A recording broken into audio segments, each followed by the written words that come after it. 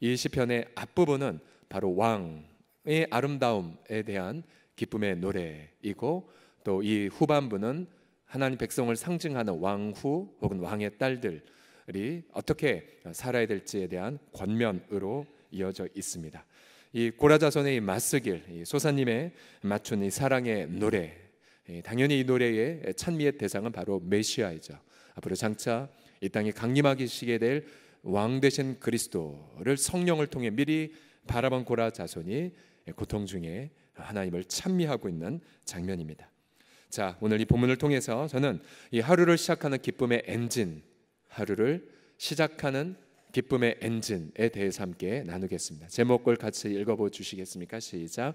하루를 시작하는 기쁨의 엔진. 자, 여러분, 인공위성을 실은 로켓이 우주를 향해 힘차게 나아가려면 반드시 이 연료를 주입해야 됩니다. 액체 연료이든 혹은 고체 연료이든 주입을 해야, 그래서 연료가 충분할 때 비로소 로켓은 힘차게 천공으로 날아가 미션을 수행하죠. 자, 성도에게 있어서 하루를 시작하는 연료가 있습니다. 연료. 하루를 힘차게 출발하는 그러한 시작의 엔진의 연료가 무엇이냐면 그 연료는 바로 기쁨이라는 연료입니다. 기쁨. 자, 우리에게 이거 뭐 믿는 사람이든 그렇지 않은 분들이든 간에 기쁨이 가득하게 되면 뇌는 창의적이 되고 또 뇌는 집중력을 가지게 됩니다.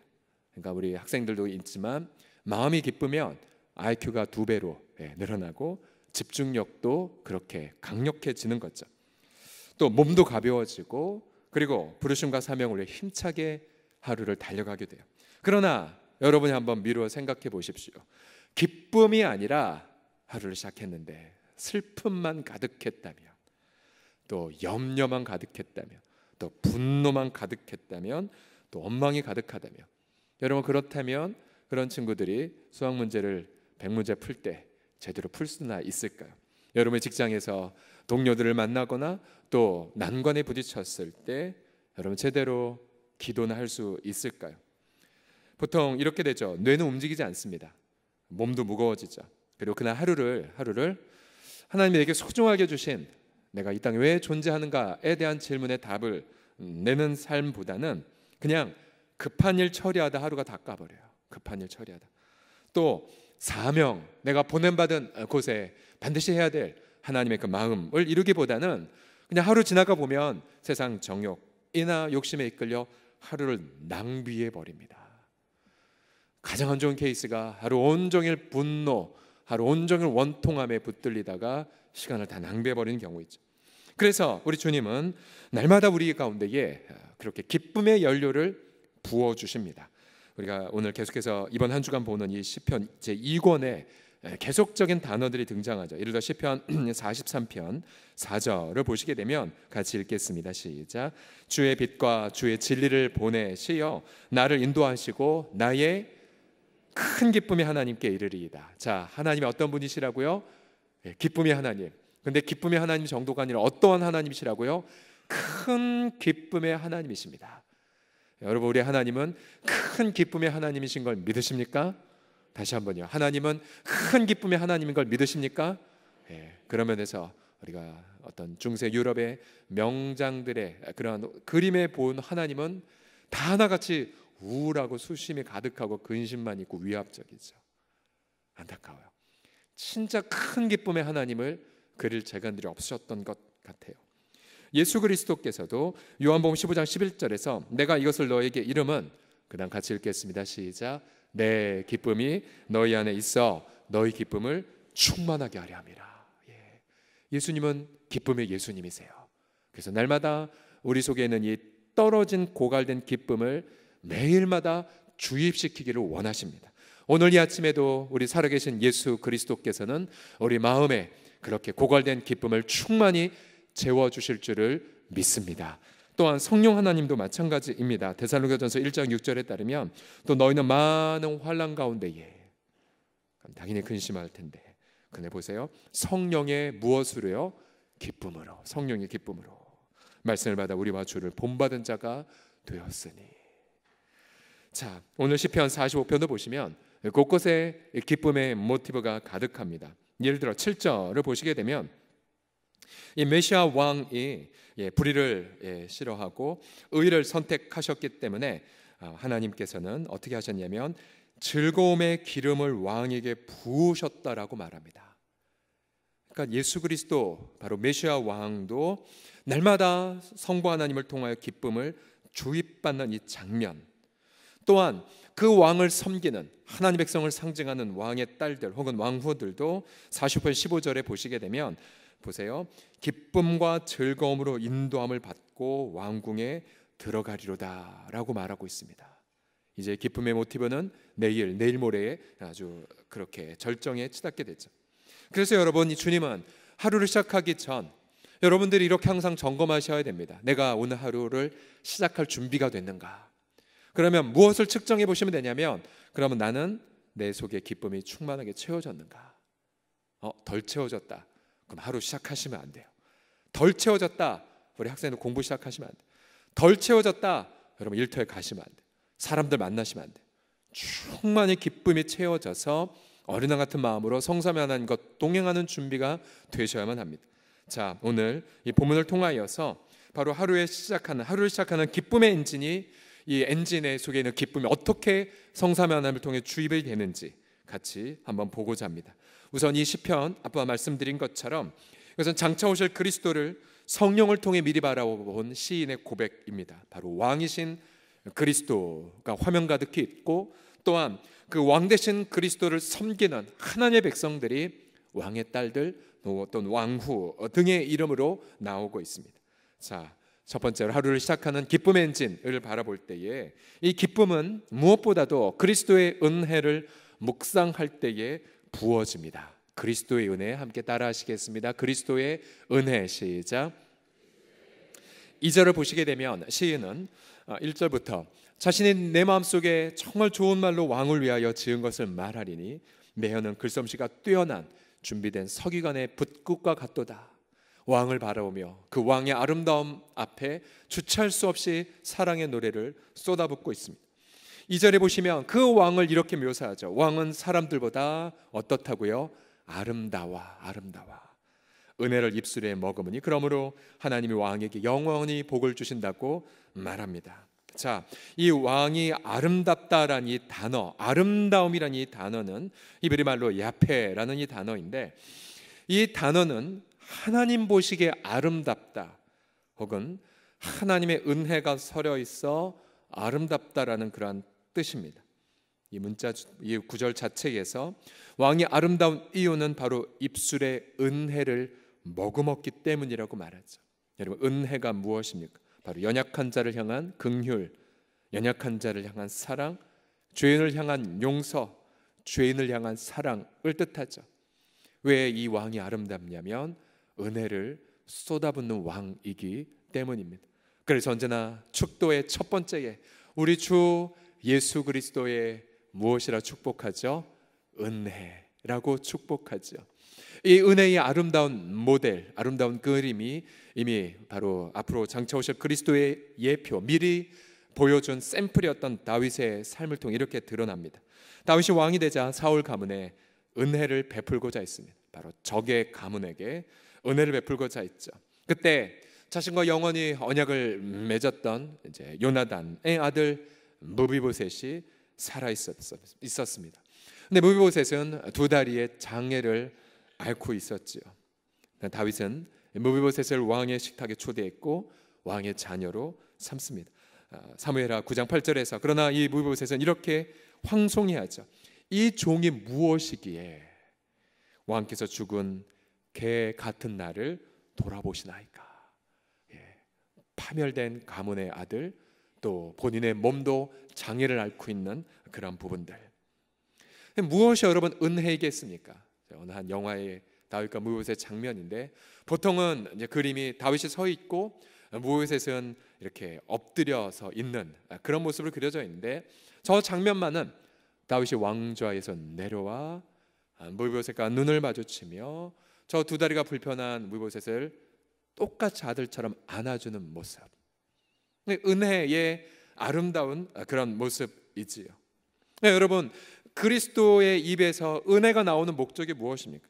그분은 날마다 우리는 몸이 불편한 것, 그건 결코 죄가 아니지만 우리 영혼은 모두 다 장애를 앓고 있죠. 죄라는 장애. 우리가 첫째 날 함께 나누었던 것처럼 영혼의 암의 가장 큰 특징은 영혼의 목마름을 못 느낀다는 것. 그래서 우리 모두가 다 하나님 없이도 살려는 그런 영적인 암환후도가 같지 않습니까? 그런데 그리스도는 당신의 식탁에 우리를 초대하죠.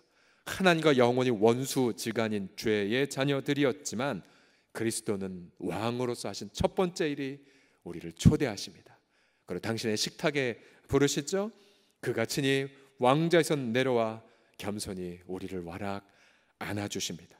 그리고 우리를 당신의 자녀로 삼아주셨고 급기야 우리를 그리스도와 함께한 공동의 상속자로 삼아주셨습니다. 그래서 우리는 이 왕의 입에서 나온 이 놀라운 은혜, 죄인의 친구로 오신 그리스도를 바라보고 사실 우리는 양심은 나는 이제 저주를 받을 거다, 이제 나는 끝났다라고 여겼지만, 그러나 언제나 새벽 미명 그리스도께로 나아가는 순간 언제나 당신의 못자국난 그 손과 창자국난 허리로 우리를 와락 안아주시죠. 넌 나의 아들이야, 넌 나의 아들이야. 이것이 바로 은혜. 그래서 우리는 그 은혜의 입술 앞에서 왕의 아름다움에 매료되고, 그리고 그 순간 우리는 기쁨을 주입을 받습니다. 지난주 목요일 날에 우리 아름 공동체의 식구 가운데 29살의 젊은 청년인 이지훈이라는 청년이 소천을 했죠.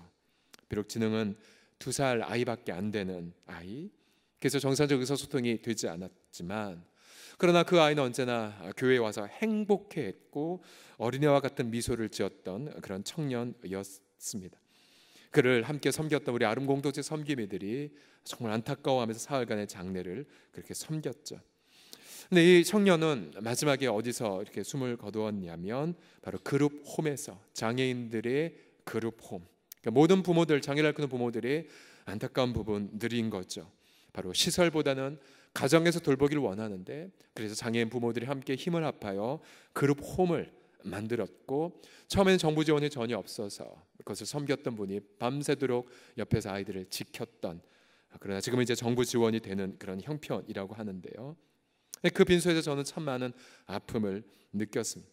그러니까 이 시대의 또 다른 무비보셋과 같은 이들, 그들에게 우리가 해야 될 일은 바로 왕의 은혜를 베푸는 것, 함께 그들의 눈높이에 맞추어서 우리가 앞서 본 저 영화의 한 장면처럼 함께 와락 껴안는 모습, 그렇게 왕의 은혜를 베풀 때에 우리 왕의 그 기쁨을 충만히 아침마다 경험하게 되는 거죠.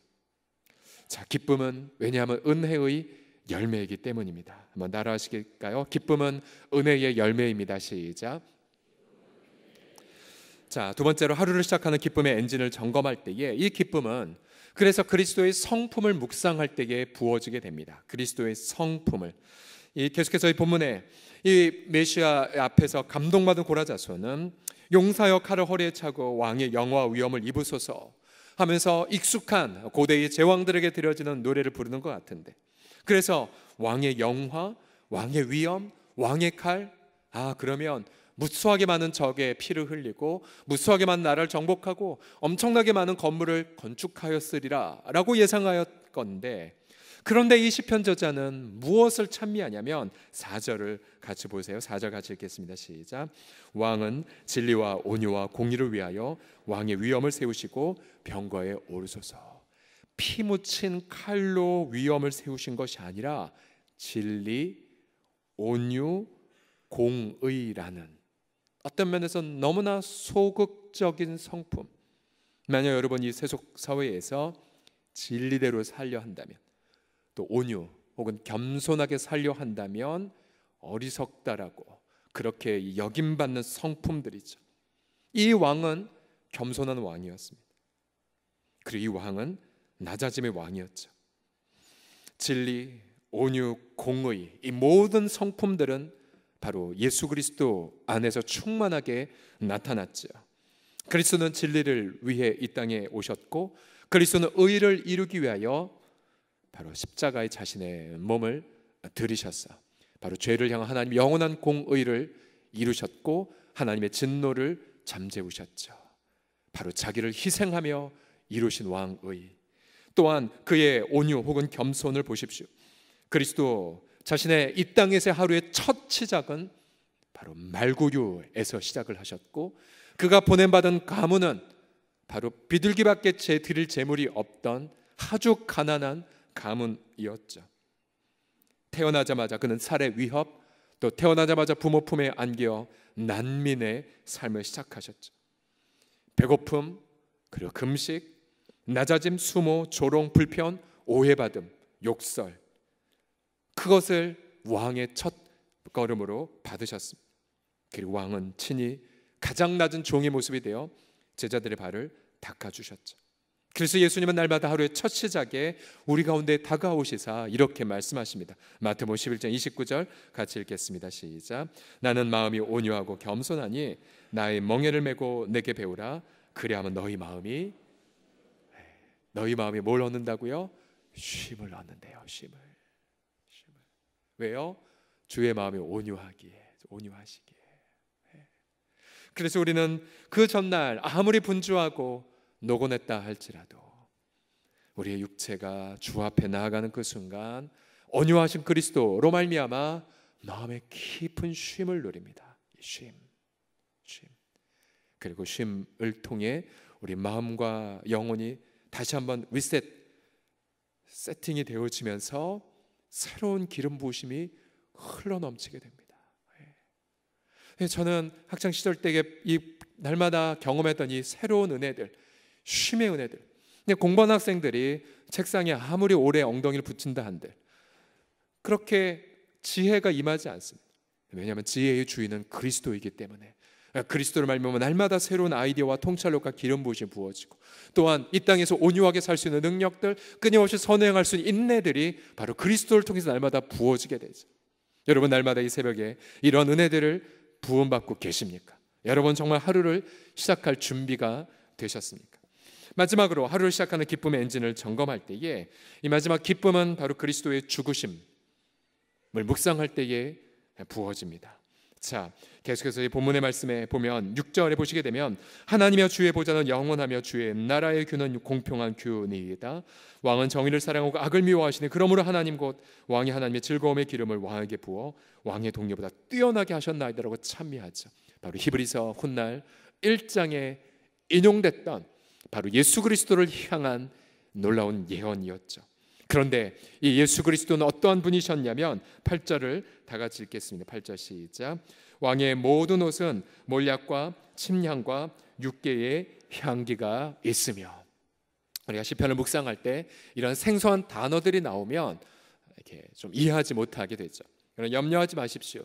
요즘 워낙 좋은 프로그램들이 많아서 몰약, 성경이 어디에 쓰였지?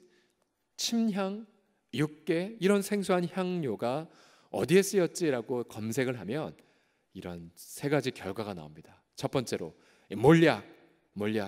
이것은 두 군데 용례가 있습니다. 하나는 동방박사가 이 땅에 오신 겸손한 왕이신 아기 예수께 드린 예물이 바로 몰약이었고요. 또한 이 몰약과 침향, 이 두 가지는 모두가 다 그리스도가 십자가 못 박혀 죽었고 십자가에 내려져서 장사될 때에 시신을 장사하기 위해 가져온 것, 바로 니고데모가 가져온 것이 몰약과 침향이었어요. 몰약과 침향. 또한 마지막 6개는 성경에 보게 되면 성막에서, 광야의 성막에서 예를 들어 금향단, 제단 모든 걸 만들고 나서 마지막 거룩히 구별할 때 6개가 드려진 향품을 사용했습니다. 결국은 이 세 가지 향기는 무엇을 뜻합니까? 바로 그리스도의 성육신, 즉 그리스도의 낮아지심, 또 무엇을 뜻합니까? 그리스도의 구별되심, 그리고 마지막 그리스도의 장사되심을 의미하는 단어들입니다. 결국은 이 시편 자체를 통해서 이 왕이 왜 이렇게 아름답고, 또 이 왕이 왜 그렇게 기쁨의 왕인지, 또 이 왕이 왜 그렇게 당신의 백성들을 기쁨으로 인도하시는지, 그 향기 여러분 상상해 보십시오. 몰약과 침향과 육계의 그 향기가 어우러지면서 우리는 바로 그의 손에 있는 죽음의 흔적을 발견하죠. 그리고 그로부터 우리는 놀라운 기쁨을 체험을 받게 됩니다. 누가복음 24장 44절, 어제도 말씀드렸다시피 모세 율법과 선지자의 구가 시편에 죽으시고 부활하신 그리스도께서 이렇게 말씀하십니다. 나를 가리켜 기록된 모든 것, 바로 그리스도의 죽으심, 그리스도의 장사 되심, 우리는 그분 앞에 그 바로 엎드려 예배하고 경배하며 그리스도의 아름다우심에 붙들립니다. 그리고 그를 전심으로 경배하게 되죠. 그러면 여러분, 그리스도의 이 죽으심을 묵상하며 나아가게 될 때에 그 앞에 있는 왕의 백성들은 어떻게 반응하도록 말하고 있을까요? 10절과 11절 같이 읽어봅시다. 시작. 딸이여 듣고 보고 귀를 기울일지어다. 내 백성과 네 아버지의 집을 잊어버릴지어다. 그리하면 왕이 네 아름다움을 사모하실지라. 그는 내 주인이시니 너는 그를 경배할지어다. 자, 앞서 여기 있는 왕의 딸 혹은 왕후는 하나님의 백성들을 상징한다고 말씀드렸지요. 앞서 왕은 당신의 성품, 당신의 은혜, 당신의 죽으심 때문에 아름다우신데, 그런데 하나님 백성들의 아름다움은 어디에서 오냐면 잊음에서 오고 있습니다. 잊음. 딸이여 듣고 보고 귀를 기울여라. 네 출신 백성 또 네 아버지 집을 잊어버려. 그리하면 왕이 너의 아름다움을 사모할 거야. 이게 무슨 말입니까? 마치 아브라함을 향해 주님이 주신 첫 번째 메시지, 내가 너로 열방에 복이 되게 할 거야 라고 말씀하시기 이전에 하나님 아브라함 이렇게 말씀하셔서 너 본토 친척 아버지 집을 떠나. 오늘 그리스도는 이렇게 우리에게 말씀하시죠. 누구든지 나를 따라오려거든 뭐라고 말씀하셨어요? 자기를 부인해라. 자기 십자가를 져라. 그리고면서 나를 조추라고 말씀하셨습니다. 결국 이 죽임 당할 왕 앞에 있는 백성은 결국 자아를 부인함을 통해 바로 하나님의 아름다움을 얻게 된다는 그러한 사실입니다. 그래서 여러분, 그리스도는 십자가에서 자신을 내려놓음을 통해 그 아름다움을 이루신 것처럼 바로 저와 여러분은 날마다 그리스도 앞에 자아를 부인함을 통해 그의 아름다움을 얻게 된다는 사실이에요. 그래서 여러분, 하루의 첫 시작을 그리스도 앞에서 보내야 되는 이유가 무엇이냐면 그것은 바로 자아를 부인함을 통해, 그리고 십자가를 짐을 통해 하루에 필요한 하나님의 은혜를 얻는 시간이 바로 하루의 첫 시작이기 때문입니다. 남들은 얻기 위해, 남들은 쟁취하기 위해 그렇게 나아가지만 우리는 주님 앞에 나아갈 때에 내 출신, 내가 소속된 세상의 가치관, 또 내가 그렇게 사는 이 모든 세상의 더러운 그런 유행에 그렇게 거절하고 버리기 위해서 우리는 주님의 십자가 앞에 나아가 철저하게 우리 자신을 부인하고 하나님 앞에 나아가는 거죠. 그러면 자기를 부인한다는 건 결코 어려운 개념이 아니에요. 보통 이렇게 고백하시면 돼요. 하나님, 저는 저의 출신 집을 잊어버리겠나이다. 내가 그 전날 회사에서 정말 만몬신이 횡행하는 그 가치관에 온갖 상처를 받는다 할지라도 주님, 저는 이 세상의 가치관을 당신 앞에 잊어버리겠나이다. 심지어 내가 회사에서 잘린다 할지라도, 내가 이 사업의 문을 닫는다 할지라도, 내 인생의 그런 커리어가 여기서 멈춰진다 할지라도 나는 당신 앞에 나의 출신 고향을 잊어버리겠나이다. 여러분, 이 세상에서 특별히 우리 자녀들을 데리고 있는 우리 부모들이 가장 직면하는 거대한 우상이 무엇입니까? 바로 입시라는 우상, 대학이라는 거대한 우상이죠. 그 거대한 우상 앞에 우리 믿는 크리스천들도 머뭇거리는 경우가 얼마나 많이 있습니다. 네, 보세요. 네 백성과 네 아버지의 집을 잊어버려라. 여러분, 이 말씀이 여러분들의 특별히 입시 가운데 있는 부모들에게 어떻게 와닿고 계십니까? 감사하게도 이 땅에 적지 않은 크리스천 부모들은 그런 입시 만능의 그런 세상을 잊어버리고 하나님을 경외하고 성경적 가치관으로 자녀들 양육하기 위해 많은 부모들이 홈스쿨링을 합니다. 홈스쿨링 하세요. 다른 고백이 아니에요. 정말 성경적 세계관으로 아이들을 양육하리라.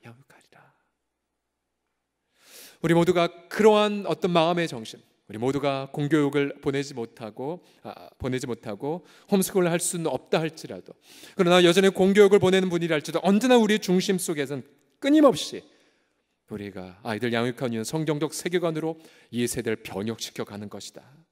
예를 들어서 여러분이 가지고 있는 힘을 다해 최선을 다해 아이들을 교육을 시키지만, 그러나 여러분 교육을 시키다 보면 종종 어느 전단지 보니까 딱 이렇게 돼 있더라고요. 학원 특강, 고등학교 과정을 한 큐에 무슨 과정을 끝내줍니다. 시간을 보니까 정확히 우리 중등부 고등부 예배 시간과 똑같아요. 그럼 부모들 머뭇거리죠. 머뭇거려. 여러분 그런 유혹을 받으실 때에 어떻게 하셔야 돼요? 네 백성과 네 아버지의 집을 잊어버릴지어다. 나는 우리 자녀들로 하여금 반드시 하나님 앞에 왕의 사랑을 받는 그 자리, 너가 이 세속사회에서 있는 것을 잊어버려라. 왕의 아름다움, 왕의 그 사랑을 받는 자리에, 아이들로 예배의 자리에, 말씀의 훈련의 자리에, 그리고 하나님 앞에 헌신하는 그 자리에 서게 하는 것. 여러분 그때야 하나님은 그 부모를 아름답게 보시죠. 그리고 하나님은 당신의 아름다우심으로 그 자녀들을 후대하십니다. 특별히 지금 부모는 일주일 내내 분주해서 자녀들 얼굴을 제대로 못 보고요. 청소년의 경우 또한 자녀들은 또한 학업 때문에 주중엔 제대로 부모 얼굴을 마주칠 수가 없어요. 그래서 여러분 여기에 계신 부모님들은 여러분 잘 기도하시고 내년도를 위해서 이렇게 기도해 주세요. 여러분 성경에 자녀들에 대한 성경적 양육의 책임은 부모에게 있습니다. 교회의 책무는 부모의 책무를 감당하도록 돕는 것이 교회의 책무이죠. 그래서 정말 일주일 내내 자녀 한 번 얼굴 못 봤다면 주일날 그 자녀가 속한 주일학교 교사가 되십시오. 자녀의 교사가 되십시오. 그리고 함께 아이들을 말씀으로 훈육하고 말씀으로 길러주십시오. 또 우리 믿음의 선배들은 자녀보다 한두 살 많은 연차의 아이를 맡는 것도 도전을 하죠. 결국 부모가 함께 교사가 돼서 말씀과 성령으로 아이들을 양육하는 것. 그래서 그 단 짧은 일주일에 한두 시간이지만 부모가 말씀을 들고 아이들 앞에 말씀의 교사로 세워지는 것, 이것보다 더 아름다운 지혜로운 부분들이 또한 어디에 있겠습니까? 여러분 하루의 첫 시작, 제가 비록 교육에 대한 걸로 잠시 말씀을 드렸지만 그러게 여러분 하루의 첫 시작은 버림의 시간이에요. 버림의 시간. 그 전날 세상적 가치관을 따랐던 것을 가차없이 버리는 시간. 그리고 하루의 첫 시작은 자기 부인의 시간입니다. 그리스도와 함께 십자가에 못 박혀 죽은 것을 받아들이고 주님으로 살아가는 힘과 용기와 지혜를 받는 그 시간. 그때에 하나님은 놀랍게도 하늘의 그 기름 부으심을, 하늘의 아버지의 그 기쁨, 예수 그리스도의 그 기쁨, 성령의 기쁨을 충만하게 우리 가운데에 채워 부어주실 줄을 믿습니다. 그때에 보세요, 왕의 이 아름다움, 또 자신을 부인하는 왕의 백성들, 그때에 이 시편의 마지막은 아주 기가 막힌 장면으로 마무리가 됩니다. 12절을 보시게 되면 두로의 딸들은 예물을 드리고 백성 중 부한 자도 내 얼굴 보기를 원하리로다. 자, 이 시편의 영어 성경으로 보게 되면 백성 가운데 가장 존귀한 자들이 너에게 예물을 드린다 라는 구절이 되어 있어요. 즉 우리가 왕의 아름다움에 가득하게 되면 백성들이 하나님의 영광을 위하여 자신을 바치는 일들이 일어나게 된다라고 하는 사실이에요. 일어나게 된다는 사실.